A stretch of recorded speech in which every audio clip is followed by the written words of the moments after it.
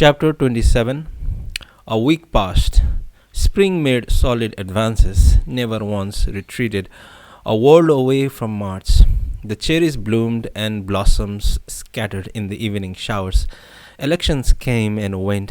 A new school year started. Bernberg retired. Michael Jackson was number one in the charts the whole time.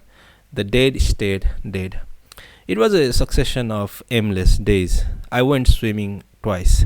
I went to the barber. I bought newspapers, never saw an article about May. Maybe they couldn't identify her. On Tuesday and Thursday, Yuki and I went out to eat. On Monday, we went for a drive with the music playing. I enjoyed these times. We shared one thing. We had time to waste. When I didn't see her, Yuki stayed indoors during the day, afraid that truant officers might nab her. Her mother had yet to return. "Why don't we go to Disneyland then?" I asked. "I don't want to go," she sneered. "I hate those places." "You hate all that gooey Mickey Mouse kid stuff, I take it?" "Of course I hate it," she said. "But it's not good for you to stay indoors all the time," I said. "So why don't we go to Hawaii?" she said. "What? Hawaii?" Mama phoned up and asked if I wanted to come to Hawaii. That's where she is right now, taking pictures. She leaves me alone all this time, and then suddenly she gets worried about me. She can't come home yet, and since I'm not going to school anyway, she said to get on a plane and come to see her. Hawaii is not such a bad idea, eh? Mama said she'd pay your way. I mean, I can't go alone, right? Let's go, please, just for 1 week. It'll be fun. I laughed. What exactly is the difference between Disneyland and Hawaii? No truant officers in Hawaii. Well, you got a point there. Then you'll go? I thought it over, and the more I thought about it, the more I liked it. Getting out of Tokyo had to be a good idea. I'd reached a dead end here. My head was stuck. I was in a funk. And May was extremely, irrevocably dead. I'd been to Hawaii once, for 1 day only. I was going to Los Angeles on business, and the plane had engine trouble, so we sat down in Hawaii overnight. I bought a pair of sunglasses and swim trunks in the hotel and spent the day on the beach. A great day. No, Hawaii was not such a bad idea. Swim, drink fruit drinks, get a tan, and relax. I might even have a good time. Then I could reset my sights and get on with whatever I had to do. "Okay, let's go," I said. "Goody," Yuki squealed. "Let's go buy the tickets." But before doing that, I made a call to Hirako Makimura and explained the offer that was on the table. He was immediately positive. "Might do you some good too, son. You need to stretch your legs," he said. "Take a break from all that shoveling you do. It also put you out of harm's way with the police. That mess isn't cleared up yet, is it? They're bound to knock on your door again." "Maybe so," I said. "Go, and don't worry about money," he said. "Any discussions you had with this guy always turn to money. Go for as long as you like." I figure on a week at the most. I still have a pile of things to get back to. "As you like," Makimura said. "When are you going?" "Probably sooner the better. That's how it is with vacations. Go when the mood strikes. That's the trick. You hardly need to take anything with you anyway. I tell you what, we'll get you tickets for the day after tomorrow. How's that?"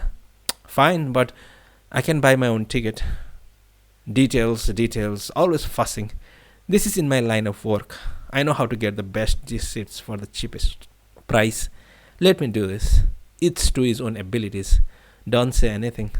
I don't want to hear your system this, your system that. I'll take care of the hotel too. 2 rooms. What do you think? You want something with a kitchenette? Well, I like to be able to cook my own sometimes, but I know just the place. I stayed there for once myself, near the beach, quiet, clean. But I just leave it all to me, okay? I'll get the word to Ame. You just go to Honolulu with Yuki. Lie on the beach and have a good time. Her mother's going to be busy anyway. When she's working, daughter or whoever doesn't exist. So don't worry. Just make sure Yuki eats well. And oh yes, you got a visa? Yes, but good. Day after tomorrow, son. Don't forget your passport. Whatever you need, get it there. You're not going to Siberia. Siberia was rough, let me tell you. Horrible place. Afghanistan wasn't much better either. Compared to them, Hawaii is like Disneyland, and you're there in no time. Fall asleep with your mouth open, and you're there. By the way, son, you speak English? In normal conversation, I. Good, he said. Perfect, in fact. There's nothing more to say. Nakamura will meet you with the tickets tomorrow. He'll also bring the money I owe you for Yuki's flight down from Hokkaido. Who's Nakamura? My assistant, the young man who lives with me. Boy Friday. Any other questions? Asked Makimura. You know, I like you, son. Hawaii, wonderful place, wonderful smells. A playground, relax. No snow to shovel over there. I'll see you whenever you get back. Then he hung up, the famous writer. When I reported to Yuki that all systems were go, she squealed again. Can you get ready by yourself? Pack your swimsuit and whatever you need? It's only Hawaii, she said patronizingly. It's like going to the beach at Oiso. Why not going to Kathmandu, you know? The next day I ran errands. To the bank for cash, to the bookstore for a few paperbacks, to the cleaners for my shirts.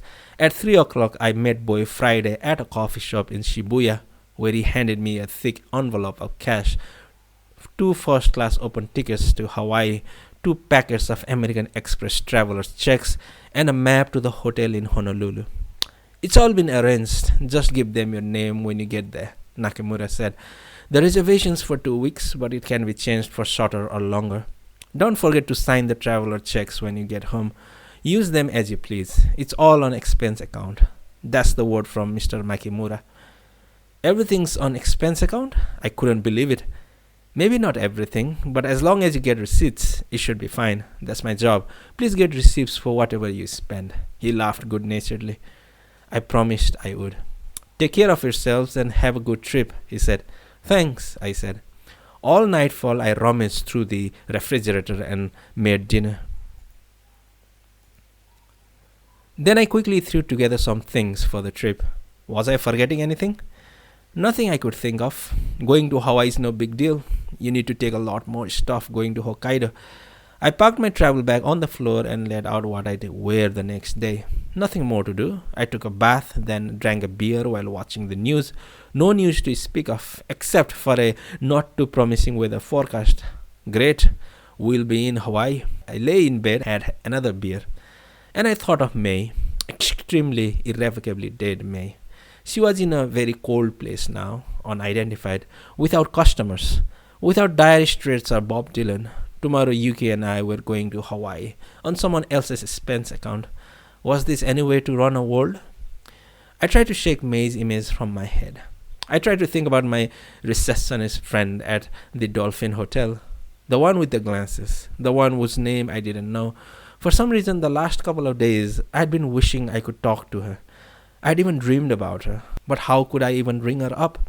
What was I supposed to say? Hello, I'd like to talk to a receptionist with glasses at the front desk. They'd probably think I was some joker. The hotel is serious business. There had to be a way. Where there is will, etc. I rang up Yuki and set a time to meet the next day. Then asked if by chance she knew the name of the receptionist in Sapporo, the one who'd entrusted her to me, the very one with the glasses. I think so, she said, because it was an odd name. I'm sure I wrote it in my diary. I don't remember it, but I could check. Would you right now? I asked. I'm watching TV. Forgive me, but it's urgent, very urgent. She grumbled, but fetched her diary. It's Miss Yumiyoshi, she said. Yumiyoshi? I repeated. I told you it was an odd name. Sounds Okinawan, doesn't it? No, they don't have names like that in Okinawa. Well, anyway, that's her name. Yumiyoshi, Yuki pronounced. Okay, can I watch TV now? What are you watching? She hung up without responding. Next, I rang up the Dolphin Hotel and asked to speak to my receptionist friend by name. I didn't know how far this would go, but the operator connected us, and Miss Yumiyoshi even remembered me. I hadn't been written off entirely. I'm working, she spoke in a low voice, cool and clean. I'll call you later. Fine then, later, I said. While waiting for her call back, I rang up Gotanda and was just leaving a message that I was going to Hawaii when he came on the line. Sounds great. I'm envious, he said. Wish I could go too. Why not? What's stopping you? I asked. Not as easy as you think. It looks like I'm loaded, but I'm so deep in debt you wouldn't believe. Oh, the divorce, the loans, you think I do all these ridiculous commercials for fun? I can write off expenses, but I can't pay off my debts. Tell me, you don't think that's odd? You owe that much? I owe a lot, he said. I'm not even sure how much. Not as smart as I look, am I? Money gives me the creeps. The way I was brought up, vulgar to think about it, you know. Didn't your mother ever tell you that? All I had to do was work hard, live modestly, look at the big picture. Good advice for then, maybe. Whoever heard of living modestly these days? Whoever heard of the big picture? What my mother never told me was where the tax accountant fits in. Maybe my mother never heard about debts and deductions. Well, I got plenty of both, which means I gotta work and I can't go to Hawaii with you. Sorry, once you get me going, I can't stop. That's okay, I don't mind, I said. Anyway, it's my problem, not yours. We'll go together the next time, okay? I'm going to miss you. Take care of yourself. It's just Hawaii, I laughed. I'll be back in a week. Still, give me a call when you get back, will you? Sure thing, I said. And while you're lying on the beach at Waikiki, think of me, playing dentist to pay my debts. Miss Yumiyoshi called a little before 10. She was back at her apartment. Ah yes, simple building, simple stairs, simple door. Her nervous smile. It all came back so poignantly. I closed my eyes and the snowflakes danced silently in the depths of the night. I almost felt like I was in love. How did you know my name? Was the first thing she asked. Don't worry, I didn't do anything I shouldn't have. Didn't pay anyone off, didn't tap your phone, didn't work anybody over until they talked. I explained that Yuki had told me. I see, she said. How did it go with her, by the way? Did you get her to Tokyo safe and sound? Safe and sound, I said. I got her to her front door. In fact, I still see her now and then. She's fine. Odd, but fine. Kind of like you, said Yumiyoshi matter-of-factly. She spoke as if she were relating the most commonly known fact in the world. Monkeys like bananas. It doesn't rain as much in the Sahara. Tell me, why did you want to keep me in the dark about your name? I asked. I didn't mean to, honest. I meant to tell you the next time we met, she said. If you have an unusual name, you tend to be careful about it. I checked the telephone directory. Did you know that there are only 2 Yumiyoshis in all of Tokyo? I know, she said. I used to live in Tokyo, remember? I used to check the telephone book all the time. Wherever I went, I checked the phone book. There's one Yumiyoshi in Kyoto. Anyway, what did you want? Nothing special, I said. I'm going on a trip from tomorrow, and I wanted to hear your voice before I left. That's all. Sometimes I miss your voice. She didn't respond, and in her silence, I could hear the slight cross-talk of a woman speaking, as if at the end of a long corridor. Quiet yet crisp, strangely charged electricity with what I took to be a tone of bitterness. There were pain breaks and jags in her voice. You know how I told you about the 16th floor in total darkness? Yumiyoshi spoke up. Uh-huh, I said. Actually, it happened again, she said. It was my turn not to respond. Are you still there? She said. I'm here, I said. Go on. First, you have to tell me the truth. Did you honestly believe what I told you that time? Or were you just humoring me? I honestly believed you, I said. I didn't have the chance to tell you, but the very same thing happened to me. I took the elevator, stepped out into total darkness. I experienced the very same thing. So I believe you. I believe you. You weren't there? I'll give you the whole story next time. I still don't know how to put it into words. Lots of things I don't understand. So you see, I really do need to talk to you again. But never mind that. Tell me what happened to you. That's most important. Silence. The crosstalk had died. Well, about 10 days ago, Yumiyoshi began. I was riding in the elevator down to the parking garage. It was around 8 at night. The elevator went down, the door opened, and suddenly I was in that place again.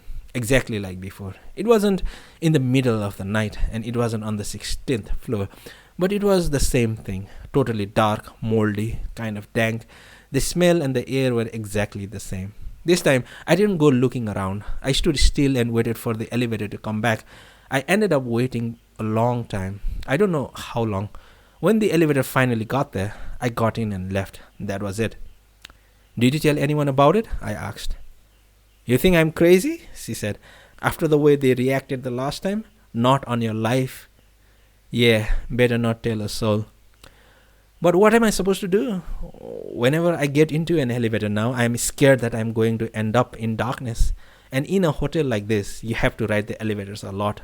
What am I going to do? I can't talk to anybody but you about this. So why didn't you call sooner? I asked. I did, several times. Her voice hushed to a whisper. But you were never in. But my machine was on, wasn't it? I hate those things. They make me nervous.